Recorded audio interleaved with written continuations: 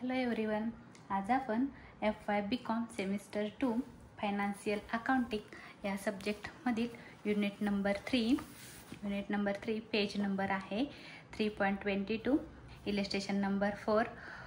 त्याच्यामध्ये आपण super profit मेथडचा हा क्वेश्चन आहे. आपण सर्वात प्रथम क्वेश्चन रीड करून घेऊया.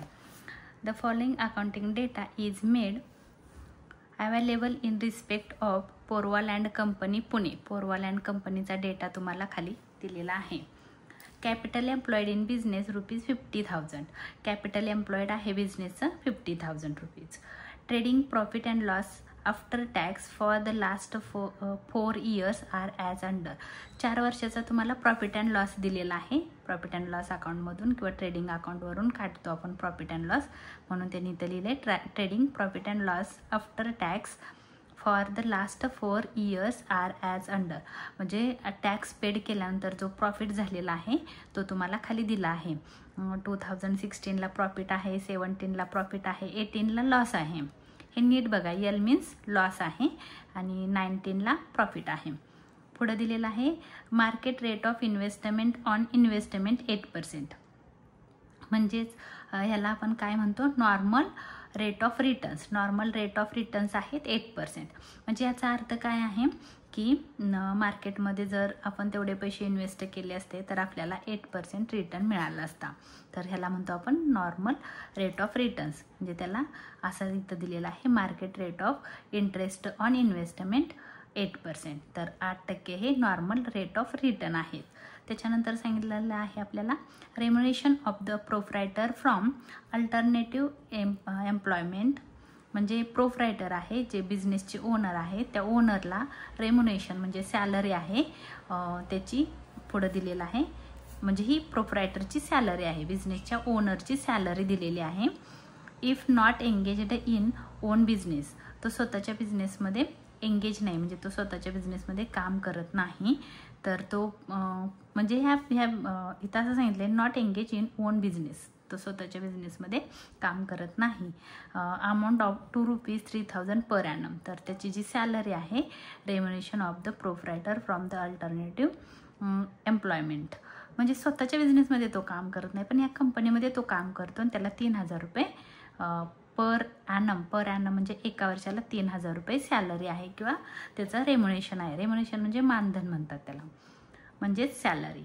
Rate of risk on return on capital investment in business. म्हणजे हे बघा, रिस्क आहे म्हणजे आपण एखादा बिझनेस स्टार्ट करताना जी रिस्क घेतो किंवा जे आपण त्याला जबाबदारी घेतो किंवा धोका पत्करतो तो, आणि मग धोका पत्करून जिथं आपण इन्व्हेस्टमेंट करतो, एखादा बिझनेस स्टार्ट करतो, तो रेट, त्याचा रेट दिलेला आहे 2%. रिस्क आहे. तर काय करायचं आहे, हा जो नॉर्मल रेट ऑफ रिटर्न्स आहे त्याच्यामध्ये हे 2% ॲड करायचे. म्हणजे हे काय आहे, तर नॉर्मल रेट ऑफ रिटर्न्स आहे, तर हे 8% प्लस 2% म्हणजे 10% हे नॉर्मल रेट ऑफ रिटर्न्स आहेत. हे लक्षात ठेवा. You are required to calculate the value of goodwill on the basis of 2.5 years purchase. म्हणजे 2.5 वर्ष हे परचेज इयर्स दिलेले आहेत. Of super profit on the business calculated on the average profit of the last 4 years. Calculate काय करायचं आहे आपल्याला, तर गुडविलचं कॅल्क्युलेशन करायचं आहे, गुडविल शोधायचे आहे आणि परचेज इयर्स दिलेले आहेत 2.5 म्हणजे 2.5 वर्ष आहेत. तर 2.5 आपण काढूया. तर इथं फक्त तुम्हाला आज नवीन काय आलेलं आहे, तर हे 8% आणि हा रिस्कचा रेट आहे, रिस्क घेतलेली आहे तर ती 2% आहे आणि हे 8%. ह्या दोघांचं तुम्हाला ॲड करून नॉर्मल रेट ऑफ रिटर्न्स तुमचे 8% असतील. तर चला मग आपण काय करूया, क्वेश्चन सॉल्व्ह करूया. सर्वात प्रथम आपल्याला काढायचं असतं average profit.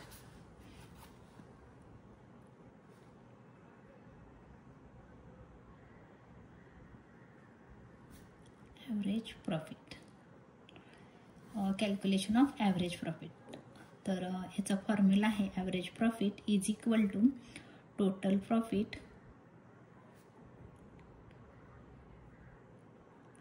Minus total loss divide by number of years. आपण इथं असं म्हणूया calculation of average profit. Calculation of average profit. आपल्याला ॲव्हरेज प्रॉफिट कॅल्क्युलेट करायचं आहे. त्याचा फॉर्म्युला आहे average profit is equal to total profit minus total loss divide by number of years. तर आपल्याला इथं टोटल प्रॉफिट घ्यायचा आहे की जो तुमच्या क्वेश्चनमध्ये दिलेला आहे. आपण सर्वात प्रथम प्रॉफिट घेऊया आणि नंतर लॉस घेऊया. तर इथं आहे profit 10,000. Average profit AP is equal to 10,800 plus 17,200 plus 22,000 आणि ह्याला आपण एक ब्रॅकेट घालून घेऊया. प्रॉफिट आहे लेस लॉस करायचा आहे. लॉस आहे 2,000 क्वेश्चनमध्ये दिलेला आहे. तर हा लॉस मी लेस करणार आहे. तर लॉस मी लेस केला 2,000 डिवाइड बाय 1 2 3 4. किती इयर्स आहे तुम्ही इथं पण बघू शकता. 1 2 3 4 असे 4 वर्ष आपल्याला दिलेले आहेत. मग खाली मी लिहिणार आहे 4 इयर्स. तर आपण कॅल्सीवर करून बघूया काय होतं. 10,800 प्लस 17,200 प्लस 22,000 आलं 50,000 मायनस 2,000 हे लॉस आहे. तर लॉस आपल्याला लेस करायचा आहे divide by 4 years. 4 years minus 2,000 आलं आपलं 48,000 रुपीज. 48,000 डिवाइड बाय रुपीज नाही लिहिलं तरी चालेल 4 years. 48,000 divide by 4 is equal to 12,000. Answer आला आपला ॲव्हरेज प्रॉफिट आला 12,000. Average profit is equal to rupees 12,000. हा आपला आला ॲव्हरेज प्रॉफिट. आता आपल्याला काढायचं आहे त्याच्या पुढं कॅल्क्युलेशन ऑफ ॲव्हरेज प्रॉफिट नंतर आपण नॉर्मल प्रॉफिट काढतो. म्हणून इथं लिहिते मी calculation of normal profit.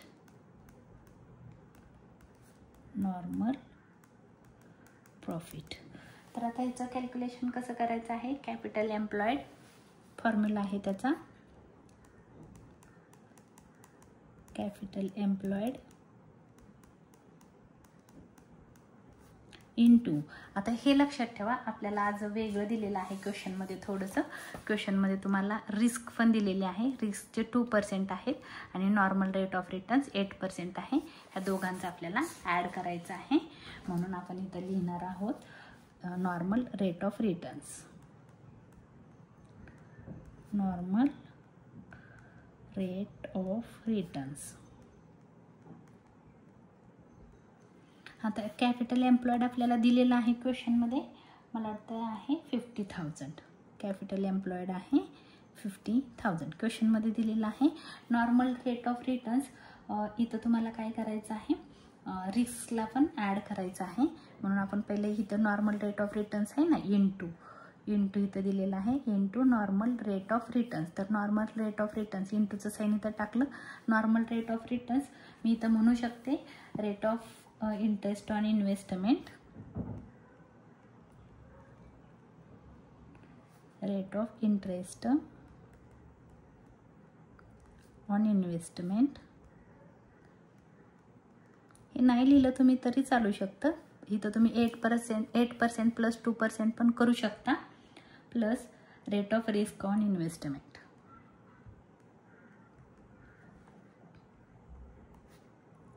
Rate of risk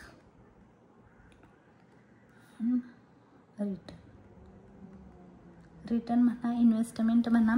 आणि हे नाही लिहिलं तुम्ही डायरेक्ट असं लिहिलं हे कॅपिटल एम्प्लॉयड आहे 50,000 इंटू इथं असं 8% प्लस 2% असं लिहिलं तरी चालेल.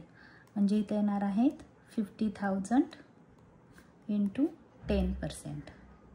8 आणि 2 10 हे आले 10%. तर आता इथं आपल्याला काय मिळालं नॉर्मल प्रॉफिट. आता आपल्याला काय काढायचं आहे, सुपर प्रॉफिट. इथं म्हणायचं आहे कॅल्क्युलेशन ऑफ सुपर प्रॉफिट.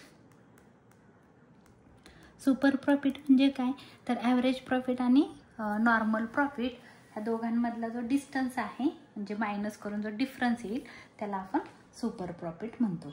आता आपल्याला सुपर प्रॉफिट काढायचं आहे. याच्यामध्ये एक गोष्ट लक्षात घ्यायची आहे, क्वेश्चनमध्ये सांगितलेलं आहे की जो प्रोप्रायटर आहे, जो ओनर आहे, त्याची सॅलरी किंवा त्याचं जे रेम्युनेशन आहे तो 3000 पर ॲनम, एका वर्षाला, per annum, not per month, per annum. Per annum म्हणजे एका वर्षाला 3000 रुपये सॅलरी आहे. आणि आपण नेट प्रॉफिट कसा काढतो, तर एका वर्षाचा कन्सिडर करतो. एक वर्ष आपलं अकाउंटिंग इयर असतं किंवा असेसमेंट इयर असतं आणि एका वर्षाचा नेट प्रॉफिट असतो. तर मग आपल्याला इथं घेताना असं घ्यायचं आहे. बघा, सुपर प्रॉफिट काढताना प्रॉफिट कसा आपण काढतो की जो नेट प्रॉफिट आहे त्याच्यातून एक्सपेन्सेस लेस करतो. मी तुम्हाला याच्या अगोदरच्या व्हिडिओमध्ये दाखवलेलं होतं.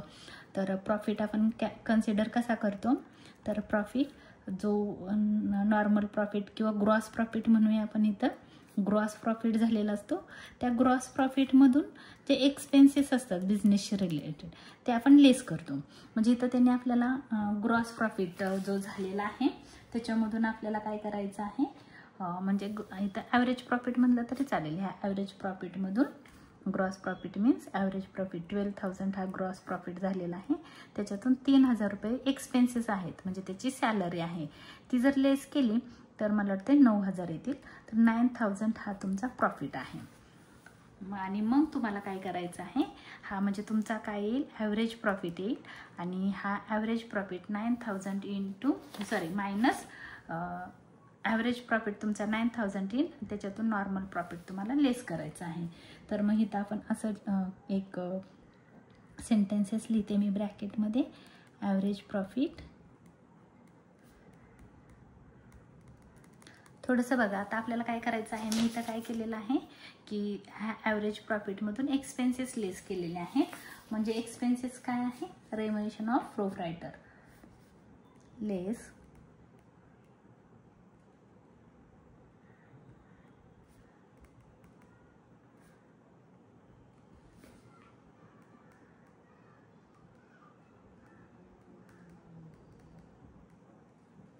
एवढं लिहिलं तरी चालेल आहे. आणि मग तुमचं इथं लेस होणार आहे त्याच्यातून नॉर्मल प्रॉफिट. तर बघा, नीट फॉर्म्युला बघा, ॲव्हरेज प्रॉफिट किती आलेला आहे, 12000.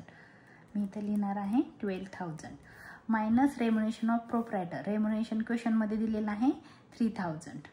आणि पहिले ह्यांचं मायनस करून घेऊ आणि मग मायनस आहे नॉर्मल प्रॉफिट. नॉर्मल प्रॉफिट आलेला आहे तुमचं, अरे काढायचं राहिलं तर 10% इंटू करायचं आहे.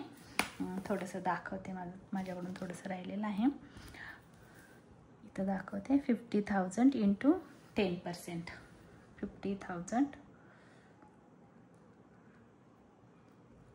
इंटू 10%, 5000 रुपीज हा आपला आलेला आहे नॉर्मल प्रॉफिट. रुपीज 5000 आहे आपला नॉर्मल प्रॉफिट, आहे आपला ॲव्हरेज प्रॉफिट. तर इथं आपल्याला करायचं आहे लेस नॉर्मल प्रॉफिट. नॉर्मल प्रॉफिट आहे 5000. 12मधून 3 गेले आले रुपीज 9000 मायनस 5000 म्हणजे आला तुमचा सुपर प्रॉफिट आला 4000. 9मधून 5 गेले 4000. आता आपल्याला काय करायचं आहे, गुडविलचं कॅल्क्युलेशन करायचं आहे. Calculation of goodwill. आता आपण फॉर्म्युला कसा घेतो, super profit into number of purchase year.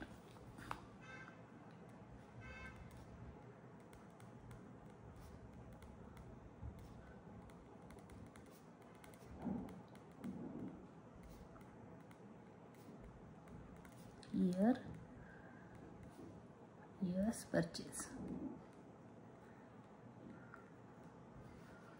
Super profit आलेला आहे 4000 into number of purchase year तुमच्या क्वेश्चनमध्ये दिलेले आहे 2.5 years. इथं दिलेलं आहे बघा 2.5 years. तर मी तुम्हाला 2.5 years कसे काउंट करायचे शिकवलेलं होतं. 2.5 म्हणजे इथं इंटूचं साईन, इथं प्लसचं साईन असतं. तर हा 2 खाली तसाच ठेवायचा आहे.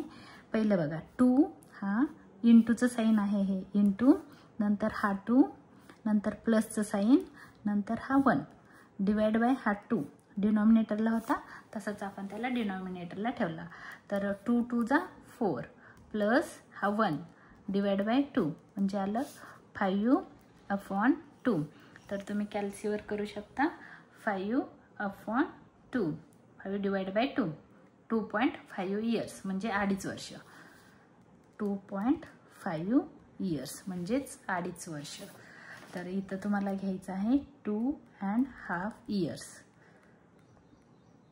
तुम्ही इथं दाखवू शकता असं 4000 इंटू 2.5 years म्हणजे तुमची गुडविल किती येणार आहे बघूया आपण. 2.4 इंटू 4000 आन्सर आला 10,000 rupees. 10,000. Therefore goodwill is equal to rupees 10,000. हे झालं आपलं आन्सर. जर तुम्हाला हा माझा व्हिडिओ आवडला असेल तर लाईक करा, शेअर करा, सबस्क्राईब करायला विसरू नका. धन्यवाद.